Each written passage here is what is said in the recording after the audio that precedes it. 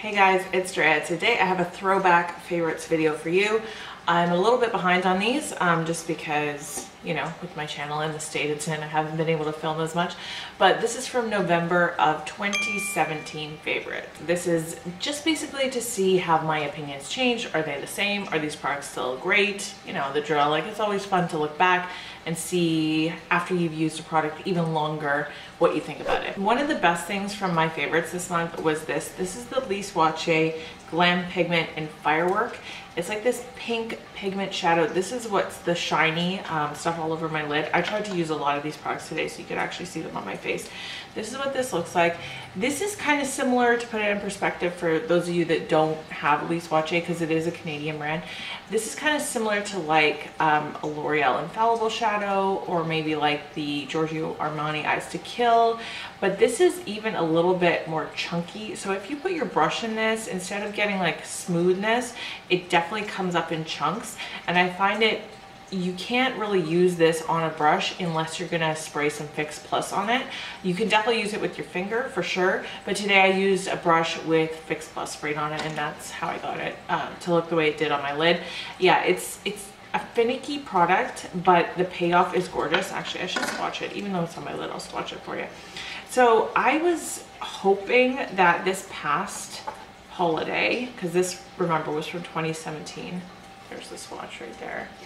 I was hoping that this past holiday they would come out with more of these, but with their special collection, they just had their souffle shadows, which I do like, but they're not this. Like, they're not as intense, they're not as beautiful, and they didn't do this gorgeous packaging again. Like, that was a huge miss for me. There was a highlighter palette this year that was beautifully packaged, but everything else was kind of like, you're not getting me that extra oomph for holiday, so it was kind of disappointing. So what is on my lips today is the Anastasia liquid lipstick in the shade Trouble. I don't know if this is still available, because I know when I bought it, it was limited edition for holiday. This is what I'm wearing on my lips today. I loved this at the time, and I have to say that I'm not sure that I still do. About 6 months ago, I wore this in a video, and I was almost not going to post that video. I ultimately did, but I was very self-conscious about it because it looked so bad on me. Like, it made my face look weird, it made my teeth look weird. Like, it just did not do anything for me, and I'm actually kind of scared to be wearing it today because I don't know what I'm going to be looking back at when I edit this video. But anyways, it's an interesting color. Like, it's a very cool toned, as you can see, mauve, purple, like grayish undertone liquid lipstick, which is cool because there's not a lot like it. Maybe now there is, I don't know, but at the time it definitely wasn't. And I loved it. I thought it was really cool color, but now I literally wore this once last year, and this is the first time I've worn it since then, just because I had like this bad experience. Next was the Sephora gel lip liners. I don't know if they still make these. I want to say they do. I decluttered one of them, actually the one that I used to wear with this lipstick all the time. It was more of a cool tone purple, but this one is called Bellflower. This is no, the one I decluttered was Bellflower. This one is Midday Rose, and this is just like a regular pink. There's nothing wrong with this formula at all. I decluttered the other one just because of the color, but this formula is super creamy. It glides on really nicely. It's a twist up, so you don't ever have to worry about sharpening it. Yeah, they're really great. They are Sephora collection brand. I think is maybe sometimes priced a little too high. Like, it's supposed to be on the affordable end of what they sell, which it is, but yeah, I think they're $14 Canadian, which is a bit much for a lip liner that, you know, there's so many good drugstore ones that I don't know that I would buy more, but I still have that one. Another favorite, actually this was a pair of favorites. It was the Pro Matte and Pro Glow Infallible foundations from L'Oreal.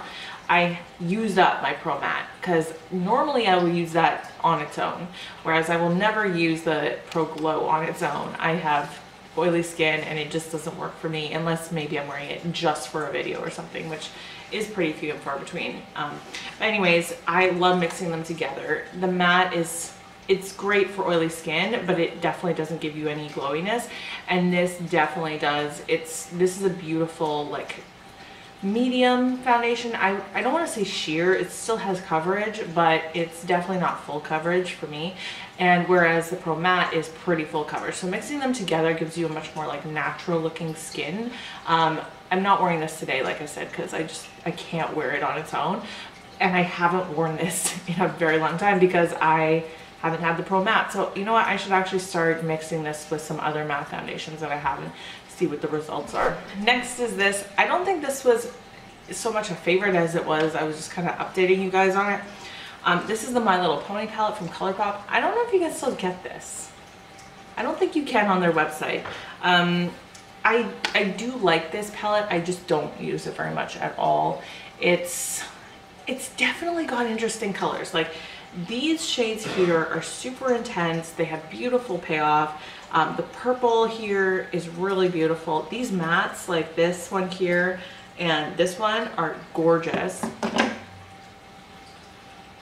Yeah, like look at that silver on the bottom. It's just that I don't wear these type of colors in general a lot. So when I'm gonna wear colorful colors, I have so many colorful palettes that I will reach for more, and I just don't end up reaching for this. It's still great quality, it's fun. It's a little bit more of like a jewel tone, deeper fall colorful palette, which has its place, but like I said, it's not something that I reach for a lot, so I really don't use this much at all. I do have a commitment to use every one of my palettes this year in a tutorial though, so I will be using it again at some point.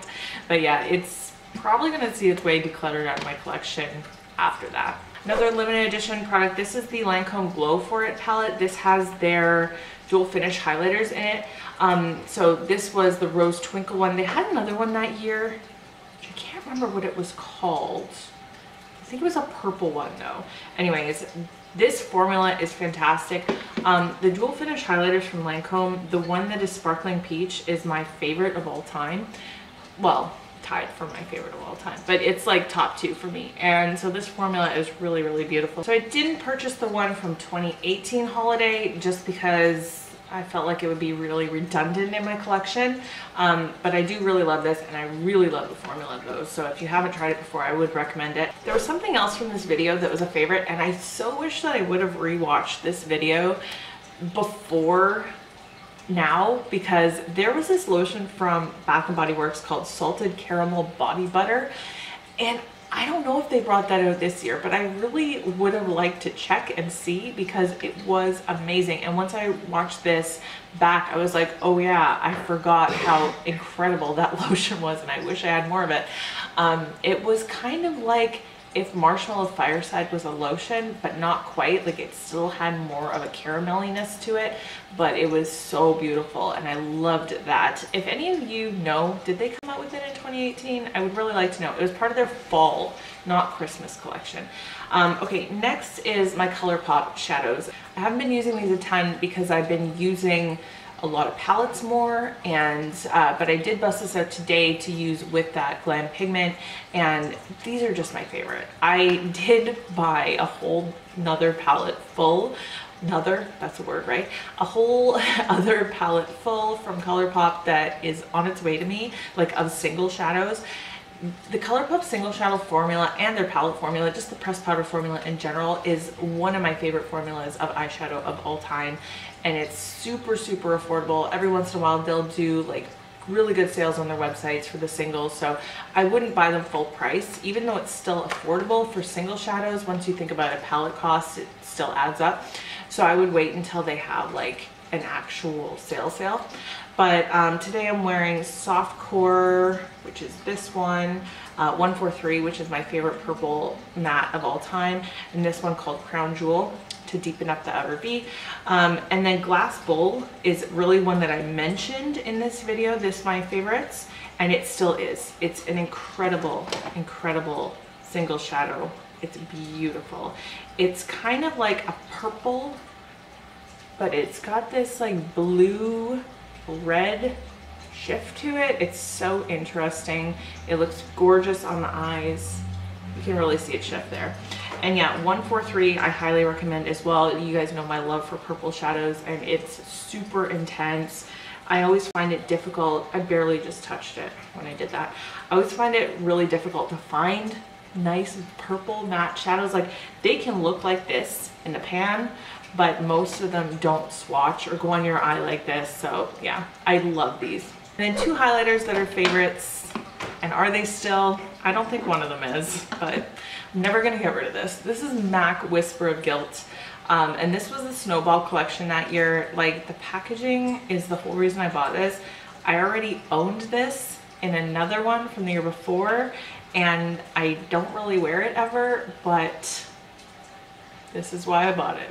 I just couldn't not with the packaging and the snowflake embossed in it. It's just beautiful. I'm not gonna say it's not a beautiful highlight on, like it is. Like, you can see it's really pretty. It's just that it's not my favorite. Like, I wear this and I don't know, I just don't get joy out of it. So it's just one of those things that some people absolutely adore this. I like it for the packaging only, which is sick. It's a sickness, I know.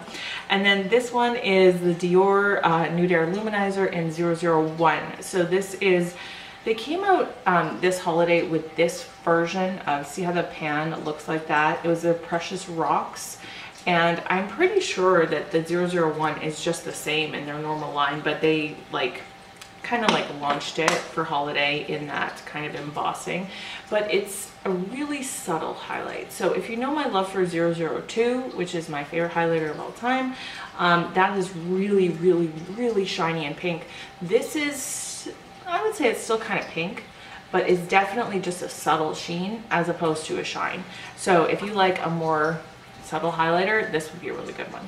All right, guys, that is it for my November favorites. And are they favorites or are they not still? I really like doing these because you can really evaluate kind of your purchases, and sometimes it makes it apparent that you shouldn't be buying stuff. So luckily there are still a lot of things that I do like out of these, but that's it. So I hope that you're having a wonderful day. If you are new around here, definitely subscribe. I'd love to see you around in my future videos, and I hope that you're speaking kindly to yourself, especially when you look in the mirror. I love you guys. I'll see you in my next video. Bye.